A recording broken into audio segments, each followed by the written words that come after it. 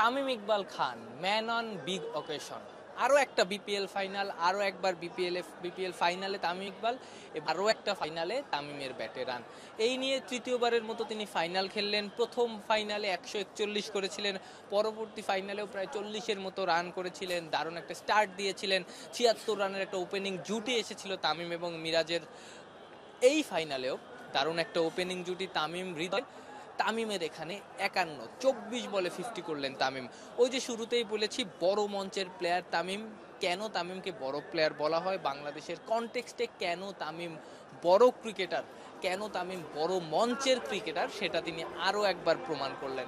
প্রথমবার তিনি যখন ফাইনাল খেলেছিলেন 2019-এ, সেই আসরে ঢাকা ডায়নামাইটসের বিপক্ষে, সাকিব আল হাসানের ঢাকা ডায়নামাইটসের বিপক্ষে দারুণ একটা 100 করেছিলেন। 141 রানের ইনিংস খেলেছিলেন কুমিল্লার তামিম ইকবাল।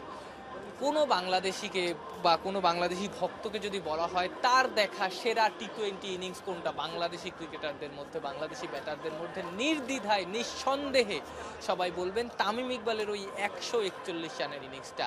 এত বড় ইনিংস যে কোনো বাংলাদেশি খেলতে পারেন সেটাই তামিম ইকবাল দেখিয়েছেন।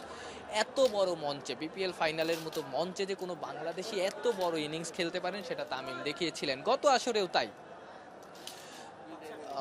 কুমিল্লার বিপক্ষে যদি চেইজ করতে হতো বরিশালের, তাহলে তামিম ইকবালের একটা দারুণ স্টার্ট দিতে হতো। সেই ম্যাচেও তামিম কিন্তু মেহেদী মিরাজকে সাথে নিয়ে দারুণ একটা স্টার্ট দিয়েছিলেন। এই ম্যাচেও 195 রানের টার্গেট যদি তারা করতে হয় চিটাগং কিংসের বিরুদ্ধে ফরচুন বরিশালের, যদি টানা দ্বিতীয়বারের মতো শিরোপা জিততে হয়, তাহলে যা করতে হবে তামিম ইকবাল সেটাই শুরুতে করেছেন। প্রথম পাওয়ার প্লেতে 57 রান তুলেছেন তিনি, 24 বলে 50 করেছেন।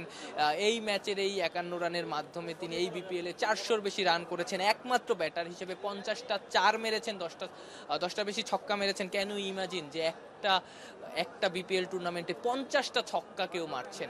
তামিম ইকবাল সেটা করে দেখিয়েছেন। সো তামিমকে যে বলা হয় বড় মঞ্চের ক্রিকেটার, বড় ক্রিকেটার কেন বলা হয়, এই ইনিংসটা সেটাই আরও একবার প্রমাণ করলো।